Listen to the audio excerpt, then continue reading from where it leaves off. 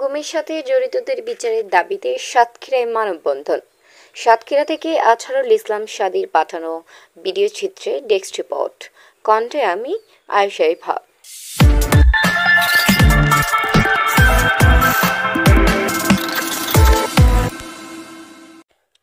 আন্তর্জাতিক গুম সপ্তাহ উপলক্ষে গুমের সাথে জড়িতদের বিচারের দাবিতে সাতক্ষীরায় মানববন্ধন অনুষ্ঠিত।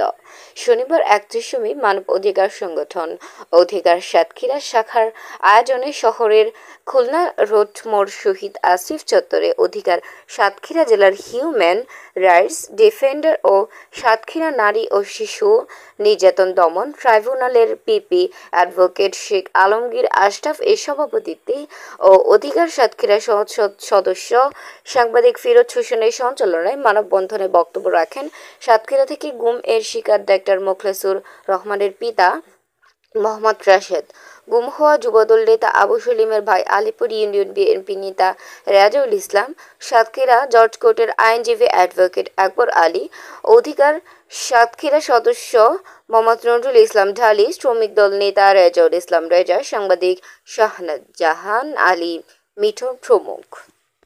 শেখ হাসিনা এবং আওয়ামী লীগের প্রতি রাজনৈতিক নেতাকর্মী ভিন্ন মতাবলম্বী কথিত জঙ্গি বাংলাদেশের স্বার্থে এবং ভারতের স্বার্থের পরবর্তী যারা কথা বলেছে তাদেরকে গুম করা হয়েছে।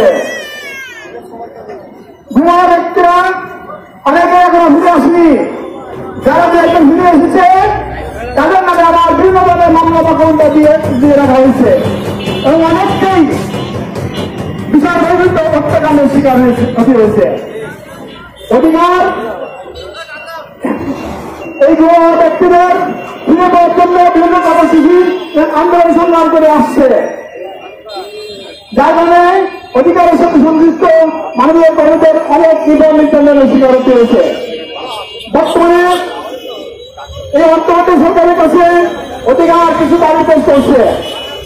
একটা হচ্ছে গুমের শিকারদের সব ব্যক্তি কেউ আসেননি, তাদের ভাগ্যে কি দিয়েছে কি করেছে তা আমাদেরকে জানাতে হবে। 2 নম্বর, যে সমস্ত গুমের সহ ব্যক্তি এখনো ফিরে আসে নাই তাদের স্ত্রী সন্তান তাদের গুম হওয়া ব্যক্তি ব্যাংক হিসাব পরিচালনা এবং স্তর সম্পত্তি বেচা এবং ভোগ করতে পারে সে ব্যবস্থা করতে হবে। আজকে দেখা যায় গুম হওয়া ব্যক্তি গুম হয়ে গেছে কিন্তু তাদের পরিবার 1111 সালে গুম হয়েছে, তাদের স্ত্রী আজকে বিয়ে করতে পারছে না, কারণ তাদের স্বামী দেশে আছে, কি মারা গেছে তারা জানে না, তারা দিতে পারে না, তারা সম্পত্তি ব্যাংকের অ্যাকাউন্টে টাকা থাকে, তারা এবং তার সম্পত্তি আছে টাকা ভোগ করতে পারে না, কারণ তাদের কোনো ডেথ সার্টিফিকেট পাওয়া যায় না, তাদের কোনো সম্পত্তি বিক্রি করার যোগ্য নয়, তারা সেটা বিক্রি করতে পারে না, হয়তো কখনোই পারে না। এর জন্য সরকারকে আইন করে এই গুম হওয়া ব্যক্তির সন্তানদের স্ত্রীরা যাতে এই সম্পদ ভোগ করতে পারে এবং ব্যাংক অ্যাকাউন্ট পরিচালনা করতে পারে সে ব্যবস্থা করতে হবে। যে সমস্ত ব্যক্তি গুমের পর ফেরত এসেছেন তাদের অনেকেও মিথ্যা মামলা দায়ের করা হয়েছে, এমনকি কাউকে মিথ্যা সাক্ষাৎ ভিত্তিতে বাড়ি চাদর করে স্বীকারোক্তিদের জনগণ আদায় করে নিম্ন আদালতে আপনাকে ব্যবহার করে মৃত্যুদণ্ড পর্যন্ত দেওয়া হয়েছে। এই সমস্ত মিথ্যা মামলা প্রত্যাহার করতে হবে এবং কারাগার থেকে মুক্তি দিতে হবে। ঘুমের পর কিছু ব্যক্তিকে ভারতে নিয়ে যাওয়া হয়েছিল এবং পরে তাদের পাওয়া গেছে। তাই ভারতে আরো কোনো শিকার ব্যক্তি এখনো থাকতে পারে।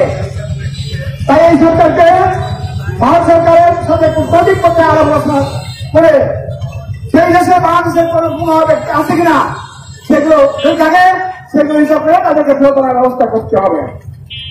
আর সর্বশেষ গুমের সঙ্গে জড়িত সকল ব্যক্তিকে আইনের আওতায় এনে তাদের আন্তর্জাতিক আদালতে তাদেরকে বিচার করতে হবে। এই দাবি সমাজ পেশ করে আমি আমার বক্তব্য শেষ করছি এবং আজকের মানববন্ধনের সমাপ্তি ঘোষণা করছি। আল্লাহ হাফেজ। আসসালামু আলাইকুম।